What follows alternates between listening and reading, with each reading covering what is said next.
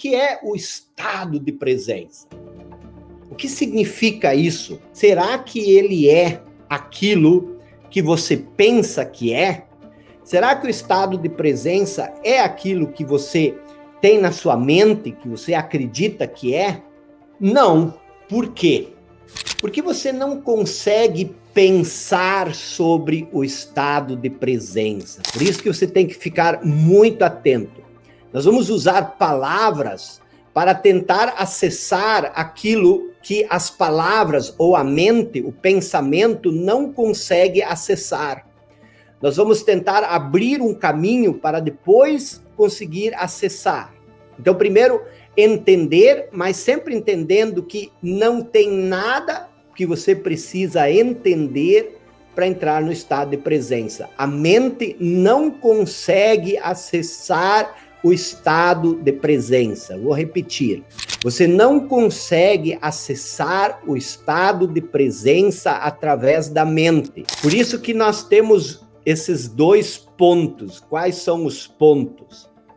Nós temos a questão de que, se você está identificado com o conteúdo da sua mente, você não tem como viver o seu eu verdadeiro.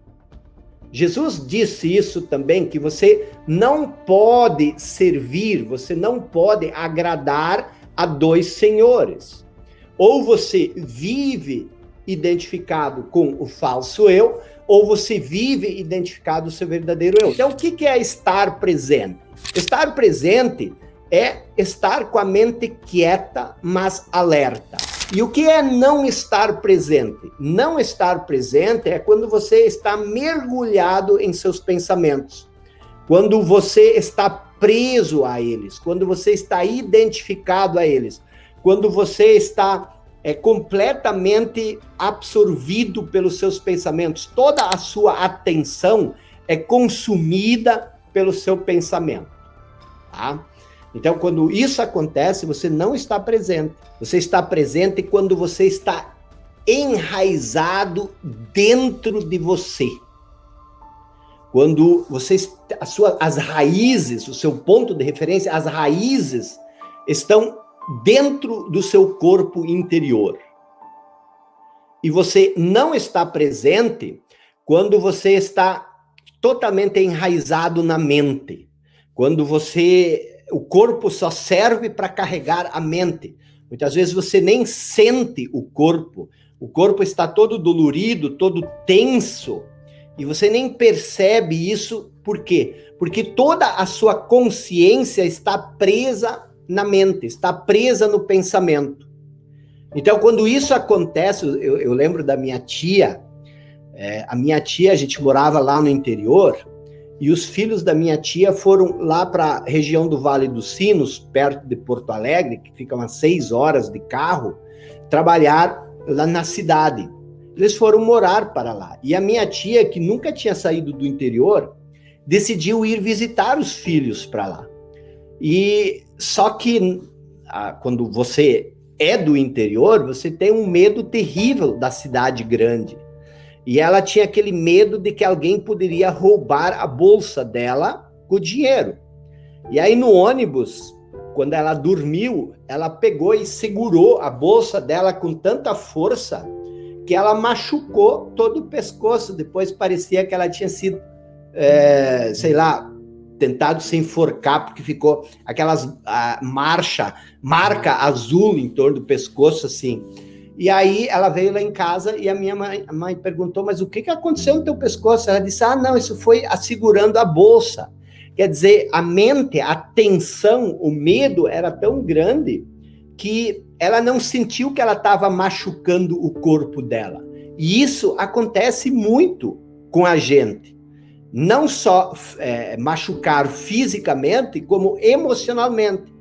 Então, quando você está enraizado na sua mente, muitas vezes você está ausente para o seu corpo. Você não está presente para o corpo. E isso faz com que você, muitas vezes, fique doente. Por quê? Porque quando você não vigia, quando você não está presente, outros seres que não seriam convidados na sua presença, eles tomam conta. Então, terceiro ponto, quando você está presente, o fundamento está na rocha. O que significa isso? Você é uma pessoa segura, você é uma pessoa tranquila, você não se abala facilmente com as intempéries do ambiente. Lembro da parábola do homem que construiu a casa sobre a rocha, que ele estava em paz, estava tranquilo. Por quê? Porque a chuva, o vento não iriam destruir a casa dele. E a mesma coisa acontece com quem está presente. O segundo ponto é quando você não está presente, é quando você constrói a sua casa sobre a areia, isto é, quando você vive aflito, quando você tem medo de que qualquer coisa possa derrubar a estrutura. Por quê? Porque é uma estrutura frágil. O que é uma estrutura frágil? Construída com o conteúdo da sua mente, tá? Então, esse é o terceiro ponto. O quarto ponto, também usando o ensinamento de Jesus, o quarto ponto é quando você escolhe a porta estreita, quando você vigia, quando você está atento. O que é escolher a porta estreita? A porta estreita é o momento presente que nos conecta a esse breve espaço atemporal que é a eternidade. A gente acredita, ou foi ensinado assim, que eternidade é um tempo sem fim no futuro. Mas o futuro não existe, o futuro é uma ilusão, é uma projeção mental. E se a eternidade estivesse no futuro, também deveria ser uma projeção ilusória. Então, o que é a eternidade? A eternidade é a conexão com a porta estreita, que é o eterno agora, onde não existe sofrimento, onde não existe problema, onde não existe conflito e não existe drama. Por quê? Porque tudo isto é a perdição da porta larga. O que é a porta larga? É o passado que não tem fim e o futuro que não tem fim, porque ambos são projeções mentais. Então, quando você se perde na porta larga, nas portas largas, que significa quando você vive imerso no passado e no futuro, nós vimos isso na aula antes da anterior, na penúltima, sobre a diferença de tempo psicológico e tempo cronológico. Quando você vive identificado com o tempo psicológico, isso significa que você se perde pela porta estreita, pela porta larga, pelas portas largas. E por isso você causa você cria muito sofrimento. O quinto ponto, você está presente quando você se conecta com o reino dos céus. O que é o reino dos céus? O reino dos céus é justamente a vida interior. Eu sou a vida. Eu sou o caminho, eu sou a verdade, eu sou a vida. Isso não significa que a pessoa chamada Jesus Cristo, o indivíduo, o ser humano, que ele é o caminho, que ele, este Senhor que veio ali, que ele é o caminho. Ele estava nos dizendo que o eu sou, o tempo sem passado e o tempo sem futuro. O eu sou é a verdade, é o caminho, é a vida. Não existe passado e futuro em Cristo. Existe passado em Jesus, Jesus viveu, mas o Cristo, que é o lado divino de Jesus, ele está vivo, ele está presente em nós. Então, a gente precisa entender tudo isto. E Jesus, quando ele falava do reino dos céus, ele dizia que o reino dos céus está dentro de nós. Não o procure ali ou lá, ele está dentro de nós. É a vida, é a nossa centelha, é a conexão através desse estado de presença. E quando você não está presente, você não está conectado ao reino dos céus. O que acontece? Você vive em sofrimento. Você vive em pecado. É lógico que isso conflita, de certa forma, com muito do que nós viemos aprendendo. E isso não elimina a religião do processo, em hipótese alguma. Isso simplesmente abre uma clareira para tanta coisa incompreendida e que nós podemos compreender e podemos clarear melhor. Por quê?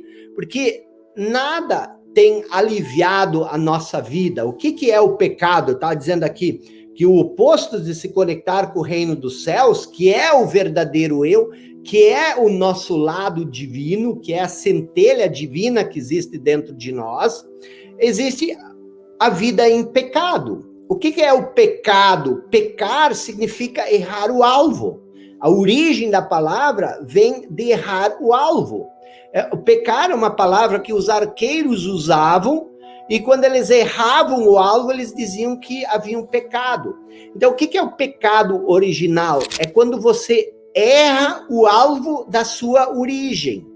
Quando você pensa que você é o que você não é, e você ignora a sua origem divina. Isto é o pecado original. E por isso você sofre. Por quê? Porque você se isola, você se separa, você é como o ramo cortado da videira, como Jesus falou. Então, isso são 5 exemplos para você entender se você vive num estado de presença ou não. Todos nós que estamos identificados com a mente, na verdade, como diz Tolle, a mente é um navio furado. Se você não sair dele, você vai se afogar, você vai afundar juntos. Se nós não conseguirmos nos libertar da mente, ela cada vez mais vai criar mais dor, conflitos, confusões, violência, doença, desespero, loucura e intensidade cada vez maior. Eu vou dizer para você, para finalizar, por que a espécie humana sobreviveu até agora? Porque nós achamos uma válvula de escape.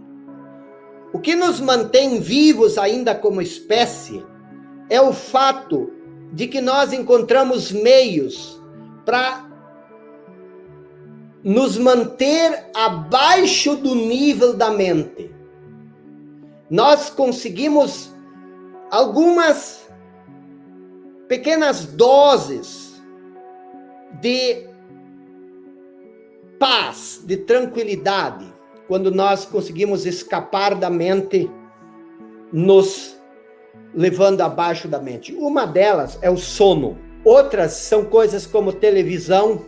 Quando você assiste a televisão, você silencia a mente, você está tão fixado naquele filme. Álcool, quando você bebe umas cachaça, você também solta a mente, você se torna abaixo da mente. Pornografia, sexo, também nos eleva mais abaixo da mente. Drogas, remédios que suprimem a atividade excessiva da mente. Se não fosse por isso, se não fosse pela TV, se não fosse pela pornografia, pela sexualidade, pelos tranquilizantes, pelos antidepressivos, a situação seria muito pior. Só que deixa eu dizer uma coisa para você. Descer abaixo da mente não é uma alternativa, não é uma opção. Porque isto retarda a nossa evolução como espécie. Nós precisamos nos elevar acima da mente. Nós precisamos recuperar a nossa consciência. Para sobreviver, nós temos que fazer isso. Nós temos que nos elevar, subir acima da mente. Então, para finalizar, recapitulando, a presença é a consciência liberta, sem apego ao quê? As formas mentais e emocionais. Como a gente liberta a nossa consciência da prisão mental? Através do estado de presença. A chave do processo do despertar da inconsciência está no estado de presença. E o estado de presença, no estado de contemplação, não existe pensamento, não existe julgamento, não existe sofrimento, não existe resistência, não existe negatividade, não existe problema. Você se conecta com um vasto campo de inteligência infinita, um vasto campo de abundância, que a sua mente não consegue entender, não consegue perceber. E a partir disso, a partir desse estado, dessa inteligência infinita, você cria a realidade que você desejar. Vai chegar um momento que automaticamente os resultados, o despertar, vai começar a aparecer naturalmente.